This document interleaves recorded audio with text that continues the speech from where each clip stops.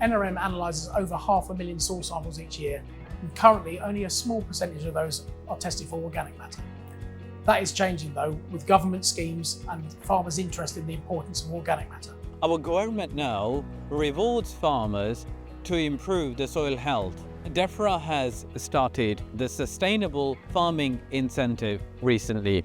In SFI, the farmers are rewarded to test their soil health, and in there, soil organic matter is one of the key components. Soil organic matter is critical for soil health. It allows the soil to hold on to nutrients, hold on to water, or if we have a season like this, make sure we don't have too much flooding.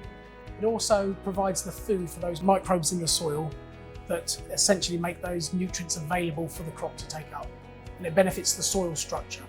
I would call soil organic matter a silver bullet. If we manage to add 2% soil organic matter in a fine texture soil, that means it can provide 4 additional days of water for crop transpiration during peak summer days. Those 4 days means half a ton of additional yield. So the main test that we do for organic matter is what's called loss of ignition. We take a soil sample, we oven dry it, and then we take it up to a higher temperature to burn off that organic matter. And the weight loss between a dried soil and an oven dried soil at a much higher temperature is the organic matter. Farmers will receive a report back that provides the organic matter percentage in their soil, but it also gives some guidelines of where that fits in with different locations within the UK and different soil types.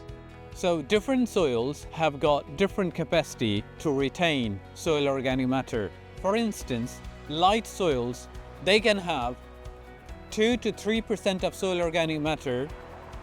That should be considered sufficient. Whereas in a heavy clay soil, 2 to 3% soil organic matter is too little. That means you will have to improve the content. But what's critical is that journey. It's trying to improve and increase that organic matter. So by doing that test, they have a stick in the sand of where they are now. And what they can look at then is what they need to do to improve that. And that might be the addition of organic inputs that will increase that organic matter, or it could be cultivation or lack of cultivation, so min-till or no-till, that will hopefully build up that organic matter. Addition of cover crops, for example, will also improve organic matter. Arable soils are the most degraded soils amongst all. We have the lowest soil organic matter. It's around 90 tons per hectare. Over the past 60 years or so, we have intensively cultivated the land. That means more carbon is being oxidized, it's been lost into the system. Whereas on the grasslands, there has been minimum disturbance and farmers been applying the organic materials, and that adds into the soil organic matter content year on year. They have the highest soil organic matter content, which have got an average of around 115 tons per hectare. As we move to more sustainable farming practices, farmers need to know more about their soil. Organic matter analysis is a critical component of that knowledge. That's why we've invested over £1 million in increasing our capacity for soil organic matter testing.